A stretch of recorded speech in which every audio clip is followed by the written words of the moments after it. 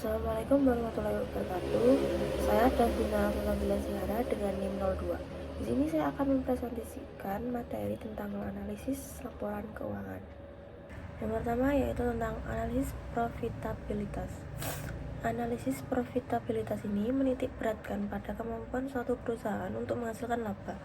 Kemampuan ini dapat dilihat dari hasil kegiatan operasional perusahaan yang dilaporkan dalam laporan laba rugi. Setelah itu, kemampuan perusahaan untuk menghasilkan laba juga bergantung pada aset yang tersedia untuk kegiatan operasional perusahaan yang dilaporkan di laporan posisi keuangan.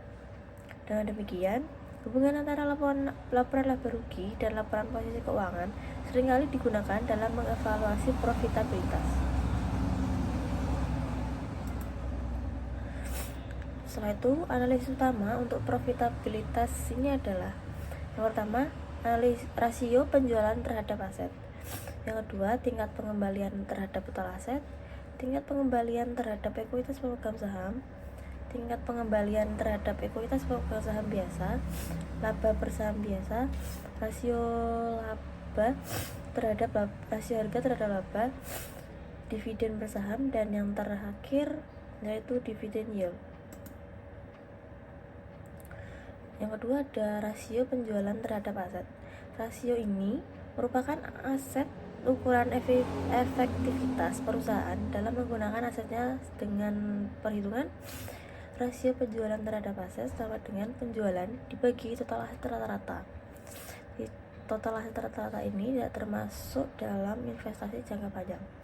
Dalam perhitungan tersebut, investasi jangka panjang tidak dimasukkan karena investasi jangka panjang tidak memiliki hubungan dengan kegiatan operasional normal dan penjualan. Yang ketiga ada tingkat pengembalian total aset. Tingkat ini mengukur profitabilitas total aset tanpa mempertimbangkan bagaimana aset didanai. Dengan kata lain, ukuran ini tidak dapat memengaruhi pada porsi aset yang didanai oleh kreditor atau para pemegang saham. Dengan perhitungan tingkat pengembalian terhadap total aset sama dengan laba neto ditambah beban bunga dibagi total aset rata-rata. Tingkat pengembalian ini dihitung dengan menambahkan beban bunga ke laba neto, sehingga dampak dari apakah aset dibiayai dari kreditor atau pemegang saham dapat dieliminasi. Oleh karena laba neto termasuk laba yang diperoleh dari investasi jangka panjang, maka total aset rata-rata termasuk total investasi jangka panjang dan juga aset operasional neto. Tingkat pengembalian terhadap aset untuk kegiatan operasional dihitung ketika terdapat jumlah laba dan beban yang sangat besar berasal dari selain kegiatan operasional. Dengan perhitungan tingkat pengembalian terhadap aset untuk kegiatan operasional sama dengan laba dari kegiatan operasional tadi dibagi dengan aset untuk kegiatan operasional rata-rata. Setelah itu ada tingkat pengembalian terhadap ekuitas pemegang saham. Ini untuk mengukur tingkat laba yang diperoleh terhadap jumlah investasi pemegang saham dengan perhitungan laba neto dibagi dengan total ekuitas pemegang saham. Tingkat pengembalian ini biasanya lebih tinggi daripada tingkat pengembalian terhadap total aset. Hal ini terjadi karena dampak dari adanya leverage, yaitu suatu keadaan ketika perusahaan menggunakan utang untuk meningkatkan pengembalian investasi. Leverage dihitung dari selisih antara tingkat pengembalian terhadap ekuitas pemegang saham dengan tingkat pengembalian terhadap total aset. Setelah itu tingkat pengembalian terhadap ekuitas pemegang saham biasa. Untuk mengukur tingkat laba yang diperoleh terhadap jumlah investasi pemegang saham biasa dengan perhitungan laba neto dikurangi dividen saham preferen dibagi dengan ekuitas pemegang saham biasa rata-rata. Pemegang saham preferen ini memiliki klaim atas laba atau pemegang saham biasa, sehingga dalam perhitungan tersebut dividen saham preferen akan dikurangkan dari laba neto. Selanjutnya ada laba per saham biasa.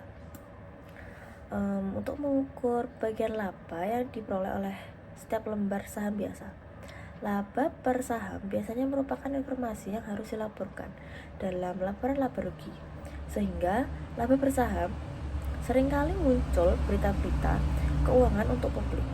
Dengan perhitungan laba neto dikurangi dividen saham preferen dibagi dengan jumlah lembar saham biasa yang beredar. Ketika saham biasa dan preferen beredar, dividen saham preferen dikurangkan dari laba neto untuk menentukan laba yang berkaitan dengan saham biasa.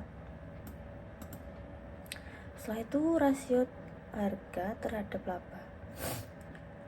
Ini untuk mengukur prospek laba perusahaan di masa depan.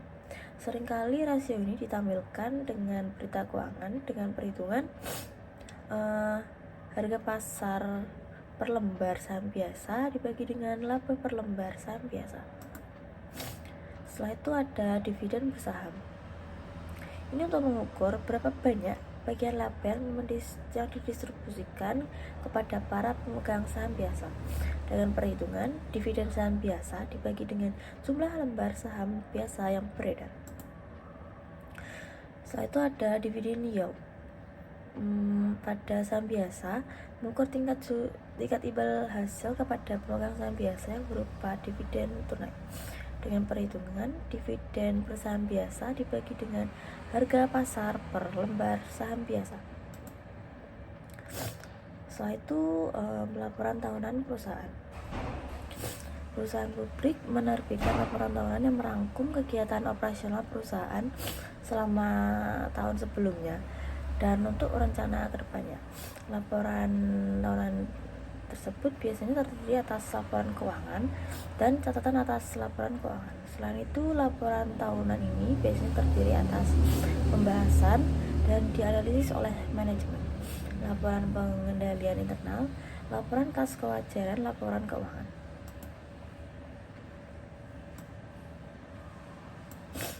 Setelah itu pembahasan dan dianalisis oleh manajemen. Ini disertakan dengan laporan keuangan yang diajukan ke Otoritas Jasa Keuangan atau OJK yang berisi tentang analisis manajemen terhadap kegiatan operasional perusahaan saat ini dan rencana kedepannya. Setelah itu laporan pengendalian internal. Laporan perusahaan publik adalah wajib menyertakan laporan pengendalian internal oleh manajemen. Laporan ini menyatakan tanggung jawab manajemen untuk menerapkan dan menjaga pengendalian internal perusahaan. Setelah itu yang terakhir ada laporan kewajaran dari laporan keuangan. Seluruh perusahaan publik harus melakukan audit independen terhadap laporan keuangannya. Suatu pendapat yang menyatakan bahwa laporan keuangan telah menyajikan secara wajar kondisi keuangan sebuah perusahaan publik dikatakan sebagai pendapatan wajar tanpa pengecualian atau bersih.